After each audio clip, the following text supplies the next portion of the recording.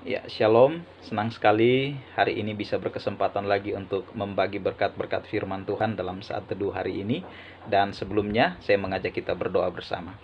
Tuhan, kami bersyukur setiap kali kami berkesempatan untuk belajar firman-Mu, karena firman Tuhan mengarahkan hidup kami kepada kebenaran Tuhan, dan kami boleh berjalan dalam kebenaran, karena kebenaran itu memerdekakan kami. Hari ini Tuhan, kami akan belajar firman-Mu. Tolong kami memahami setiap bagian dalam pembahasan. Di dalam nama Tuhan Yesus kami berdoa. Amin. Nah, saudara-saudara yang dikasihi Tuhan, pada kesempatan ini saya akan menyampaikan firman Tuhan dari 1 Korintus pasalnya yang ke-12. Saya akan bacakan bagi kita secara khusus dalam ayat yang ke-9 dikatakan, kepada yang seorang roh yang sama memberikan iman, dan kepada yang lain ia memberikan karunia untuk menyembuhkan.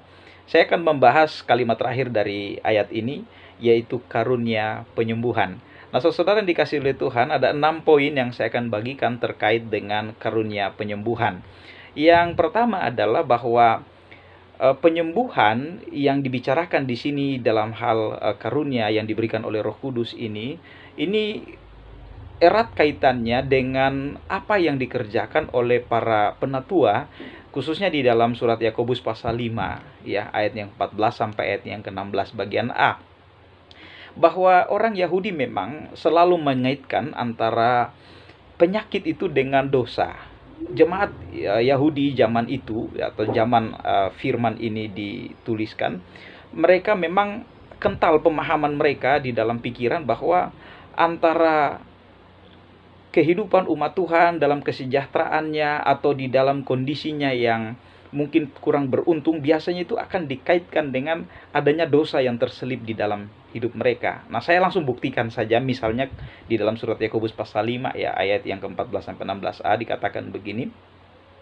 Kalau ada seorang di antara kamu yang sakit, baiklah ia memanggil para penatua jemaat supaya mereka mendoakan dia dan mengolesnya dengan minyak dalam nama Tuhan. Dan doa yang lahir dari iman akan menyelamatkan orang sakit itu, dan Tuhan akan membangunkan dia. Dan jika ia telah berbuat dosa, maka dosanya itu akan diampuni. Lalu kemudian ayat 16a, karena itu hendaklah kamu saling mengaku dosamu dan saling mendoakan supaya kamu sembuh. Nah, itu penggalan ayatnya. Apa yang kita temukan dari ayat ini? Kita lihat ada usaha untuk memberikan sebuah keyakinan bahwa adanya kaitan antara penyakit yang dialami oleh umat Tuhan itu dengan dosa atau pelanggaran yang terjadi di dalam hidupnya. Dan itu dianggap semacam teguran Tuhan. Nah, orang-orang seperti ini akan mengalami kesembuhan karena mereka dibawa kepada penatua, pada hamba Tuhan untuk didoakan. Dan mereka akan disembuhkan oleh Tuhan terkait dengan dosa yang sudah diakui dan mendapatkan pengampunan dari Tuhan. Tetapi saudara, saya melihat satu hal yang khusus dalam bagian ini sebetulnya adalah demikian dalam konteks hari ini ya. Tidak sedikit orang yang bisa berpikir atau berkesimpulan begitu terburu-buru bahwa apapun yang namanya penyembuhan itu datang dari Tuhan. Misalnya, ada orang yang tidak sungkan-sungkan mengatakan, saya disembuhkan oleh orang pintar. Bahkan ada orang yang berkata bahwa tidak apa-apa kamu sakit, kamu pergi ke dukun. Dukun juga itu kan dapat karunia dari Tuhan gitu. Dia menyembuhkan karena Tuhan yang kasih dia kemampuan karunia untuk menyembuhkan. Saya mau katakan saudara, pikiran ini salah. Itu sebabnya kita tertolong sekali dengan Yakobus pasal 5.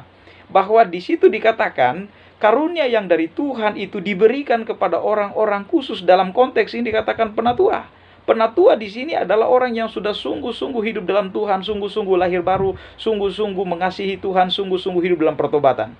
Orang-orang yang menjadi pimpinan jemaat seperti ini di dalam konteks surat Yakobus, dari merekalah kita mengalami, menerima satu kuasa kesembuhan oleh karena Roh Kudus memberikan mereka karunia penyembuhan. Jadi dengan kata lain, saya akan mempertegas poin pertama ini bahwa karunia penyembuhan hanya diberikan Roh Kudus kepada orang-orang yang sudah lahir baru. Jadi tidak semua orang, jangan menganggap bahwa siapa saja yang mempromosikan bahwa dia bisa menyembuhkan dengan cara supranatural lalu saudara katakan bahwa itu dari Roh Kudus, juga dari Tuhan. Ya, tidak demikian. Dan kalaupun dia beragama Kristen, itu bukan jaminan. Bisa jadi dia tidak menggunakan karunia Roh Kudus dalam menyembuhkan, tetapi mungkin ada kuasa spiritual lain yang dia gunakan untuk bisa menyembuhkan, sehingga kita berhati-hati melihat kehidupannya. Apakah dia adalah seorang yang di dalam syarat Yakobus sudah sungguh-sungguh hidup dalam Tuhan seperti penatua yang dibicarakan di sini. Tetapi juga tidak semua penatua menerima atau memiliki karunia kesembuhan itu. Hanya mereka yang sungguh-sungguh memang sudah lahir baru. Sehingga saudara, poin yang kedua saya langsung kaitkan dengan itu adalah bahwa setiap orang yang percaya dan sudah sungguh-sungguh lahir baru pasti akan diberi Tuhan satu karunia. Nah, itu tidak mesti juga karunia kesembuhan. Tetapi orang yang sudah lahir baru pasti akan diberi Tuhan satu karunia. Untuk apa? Itu pertanyaannya. Untuk menunjukkan di mana bagian dia, di mana tempat pelayanannya di dalam tubuh Kristus. Jadi karunia diberikan Tuhan kepada setiap orang yang sudah lahir baru, itu sebetulnya untuk menunjukkan bidang mana di dalam hidupnya, di dalam anggota tubuh Kristus, dia dapat melayani Tuhan dengan maksimal di bagian itu. Nah, itu poin yang kedua. Lalu poin yang ketiga terkait dengan karunia pada hari ini yang saya akan bahas adalah bahwa saya percaya karunia penyembuhan itu dianugerahkan Tuhan khusus untuk menolong mereka yang biasanya sudah tidak tertolong lagi oleh keahlian seorang dokter. Salah satu contoh yang kita lihat adalah pada saat seorang perempuan yang sakit perdarahan sudah 12 tahun, bahkan sudah dihabiskan banyak uang, bahkan sudah berobat ke banyak tabib, tetapi tidak lagi tertolong oleh kemampuan para tabib itu di dalam keahlian mereka. Perempuan ini datang kepada Yesus dan dia mengalami kesembuhan dari Tuhan Yesus.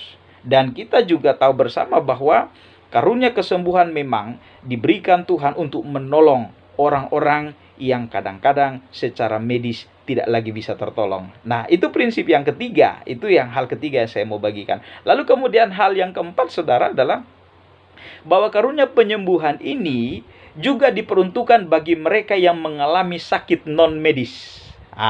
Apa itu sakit non-medis? Di dalam Alkitab diajarkan beberapa kali Yesus menyembuhkan orang sakit, tetapi itu sakit non-medis, yaitu sakit yang disebabkan oleh kuasa kegelapan.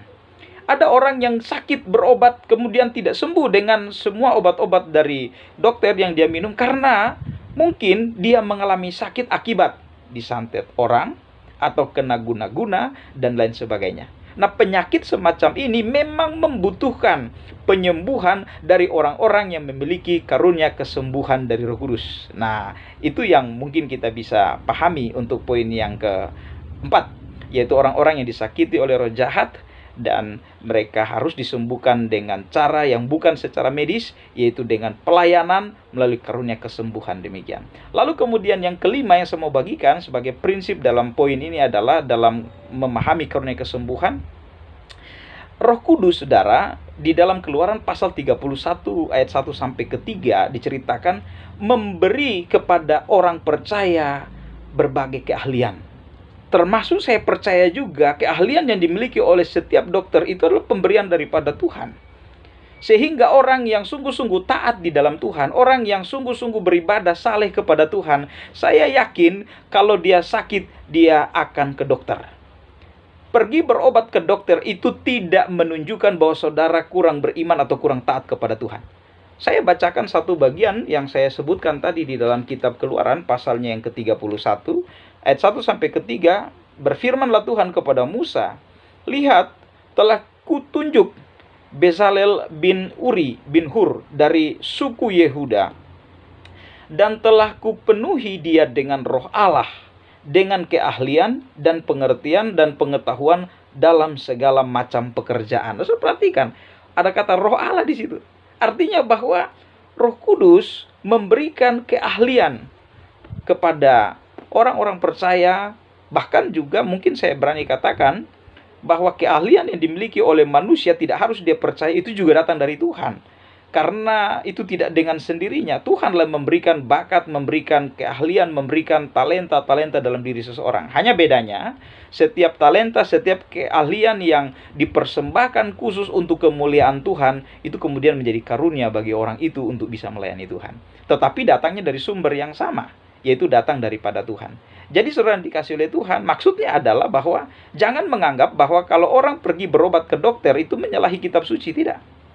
Keahlian seorang dokter pun dikaruniakan oleh Roh Kudus, dikaruniakan oleh Tuhan. Saya berani katakan itu berdasarkan Keluaran pasal 31 ayat 1 sampai 3. Nah, jadi orang percaya, orang beriman kepada Tuhan lalu tidak mau berobat ke dokter, saya hanya berdoa saja. Ya, itu adalah keputusan yang saya kira kurang berpikir komprehensif. Dia harus mengakui bahwa Tuhan memberikan keahlian di dalam bidang profesi tertentu, khusus dalam hal kesehatan, juga untuk menolong manusia mengalami sakit, mengalami kesembuhan daripada Tuhan.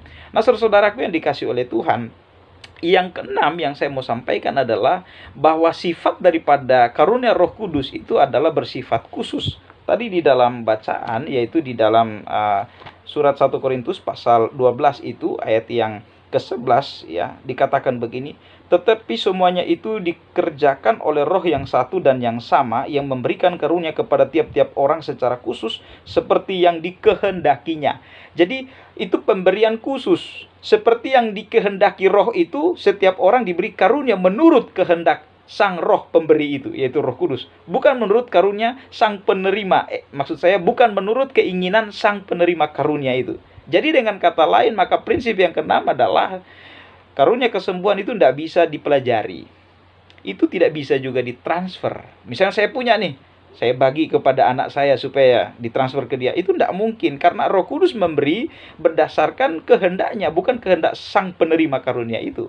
Dan yang kedua, saya juga tidak bisa meniru. Saya berusaha meniru, nanti ketahuan, itu tiruan. Dan saudara, saya janji tadi cuma 6, tetapi sebetulnya ada hal penting lain lagi, yaitu hal yang ketujuh saya tambahkan sebagai poin untuk merenungkan karunia kesembuhan ini. Begini, ada orang yang mengatakan bahwa kalau kamu belum sembuh atau tidak sembuh, sudah berdoa begitu lama, itu karena kurang imanmu. Saya tidak setuju dengan poin ini. Tidak bergantung kepada iman seseorang. Saudara dikasih oleh Tuhan, jawaban Tuhan terhadap pergumulan doa seseorang untuk mengalami kesembuhan dari Tuhan, itu mungkin adalah ujian Tuhan bagi hidupnya, untuk dia dalam waktu yang panjang dia masih bergumul dengan Tuhan.